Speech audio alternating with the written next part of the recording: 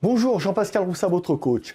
Avant de démarrer cette nouvelle vidéo, abonnez-vous à ma newsletter en cliquant sur le i en haut à droite pour recevoir du contenu inédit et des offres exclusives.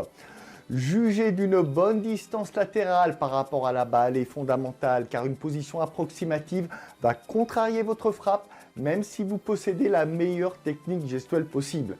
Il est très fréquent que certains d'entre vous soient trop proches de la balle dû à de mauvaises habitudes et un manque d'appréciation de la trajectoire ou du rebond.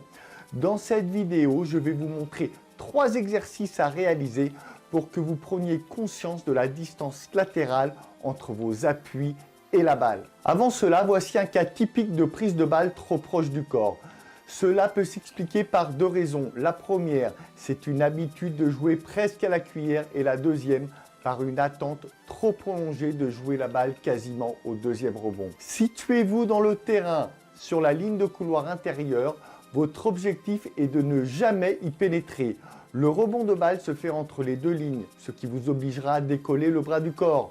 Faites autant de répétitions que possible afin d'automatiser cette distance.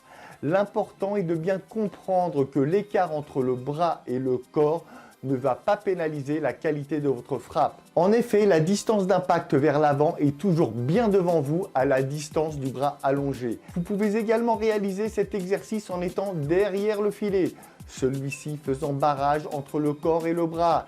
Il est important que l'envoi de votre partenaire ou du lance-balle se fasse de façon précise, 80 cm devant vous, car il faut respecter la distance latérale. Cet exercice oblige donc le joueur à être écarté de la balle. Pour ceux dont le défaut est d'être compact au niveau bras-corps, cela va permettre de résoudre cette problématique. Comme vous pouvez le constater sur ces images de Roger Federer, la distance entre le corps et la balle lui permet de dérouler son bras en toute sérénité. Cet écartement donne évidemment de l'espace pour le passage du bras, de la raquette et favorise le relâchement. Pour le 3e exercice, mettez-vous devant la ligne de fond avec comme obligation de ne jamais mettre un pied en dehors du terrain. Toutes les frappes se font en phase montante. L'avantage est double. 1. Il permet de se dégager naturellement de la balle et répond parfaitement à la thématique de cette vidéo. Et deuxièmement, vous allez vous habituer à prendre la balle plus tôt et ainsi être plus agressif et prendre le jeu à votre compte. Enfin, adoptez une position traditionnelle et faites autant de répétitions que nécessaire afin d'automatiser cette nouvelle séquence. Si vous souhaitez en quelques heures franchir 10 paliers tennistiques, contactez-moi par mail, par téléphone ou à travers le formulaire de renseignement pour une séance de coaching privé. Je vais vous accompagner grâce à mon coaching favorisant l'insight.